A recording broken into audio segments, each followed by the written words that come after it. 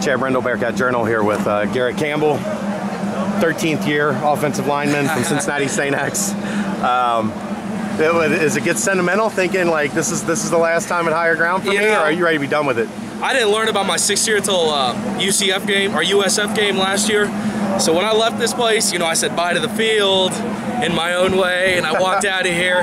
So I had to come back and apologize, of course, this year a little bit. I told I didn't mean it, but yeah, it's a little sentimental, and these first few days have really been flying by.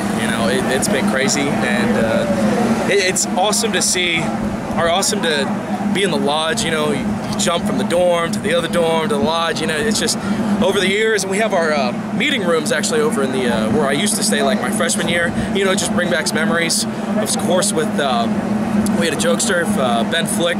It just brings back a lot of memories like that. And it's sentimental, and I know it's definitely gonna be my last time here this time, and it's a good and bad. Happy to get out of here. Sad that I never be back as a player. You're bouncing around a little bit as they start to figure things out. How challenging is that? Like today alone, left guard, right guard, center.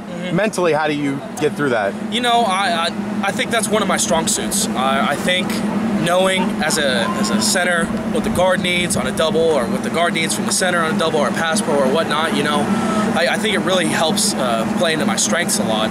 And it's not really too difficult for me, of course I'm more comfortable at left because that's where I have my most reps, but I think today's a good day that I kind of can practice, because in the season it's inevitable. People get boo-boos here and there, and I know that it's the possibility that I'll be playing either one of those three this year. Hopefully not, fingers crossed, but it's just good work for me. The offensive line room in the spring looked a lot different than it looks now. And let's say Big Country was a large human. Yes. And now you're looking over at Darius Harper and Lorenz Metz. What is it like that in that room now, having so much size and depth? It's unbelievable. I've never seen, well, from my years, Tubbs recruited not so big of guys, more athletic. And that's Joe Walker was more of an athletic type strength coach, move, flexibility, hip movement, and all that. And of course, Brady's a big power guy, and so having these big guys, I think, fits in really well to our program and what we're trying to achieve here.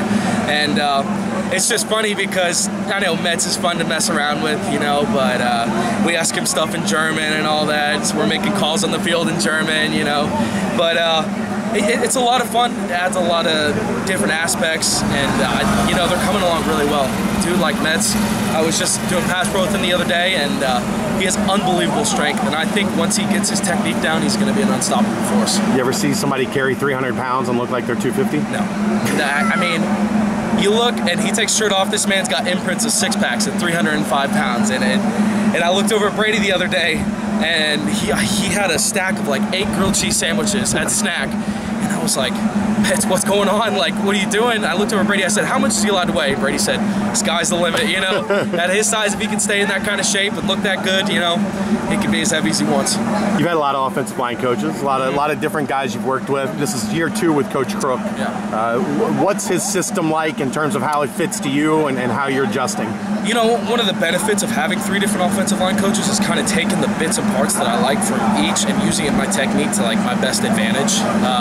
I do enjoy Coach Crook's run technique. I mean, it's unbelievable. I've never thought of it in the process that he does, using someone's momentum against them, and I think it helps a lot. And especially I can see it in my film last year. At the beginning of the year, it was a little difficult for me to get guys moving and all that, but once I started trusting that technique, it worked out a lot better, and an unbelievable coach, and he stresses the little things, and it really does come together. For me, it's muscle memory now because of how much we do it, and I think that's one of the benefits that Coach Crook looks into the small details, which is also one of the big things for our whole program, the little things, and I think Coach Crook really implements that well. One of the things I've noticed is the closeness of this group. Is that second year under Coach Fickle and really buying into the program and what he's selling? Yeah, it's unbelievable. I haven't felt this since we won the championship, the AAC championship. I shared it my sophomore year, I believe. 2014 was it? Yep. And I haven't felt this close to my teammates, and especially with the defense. I tell them the story all the time. I've told these guys, Wiggins, we had this winter we went into our different separate lifting groups. And we had assistant captains, and I was the captain of my team, and my assistant captain was Wiggins. I was like, I don't know who this guy is. I was waiting for somebody to come up to me and tell me, because I had no idea who he was. And I was asking him, I was like, who's Wiggins? Who's Wiggins? And now I can count him as one of my best friends, you know. And he's a great dude, and he's a heck of an athlete, you know. I mean, bar none, the strongest pound-for-pound guy that I know. And it's just unbelievable to learn that about new dudes. And I think we're closer than ever before, me personally. And it's awesome, you know. It brings our team together, it brings the camaraderie up. We can have fun, we can get in each other's faces, but at the end of the day, you know, we're all friends. All right, thanks a lot, appreciate it. No problem. Could you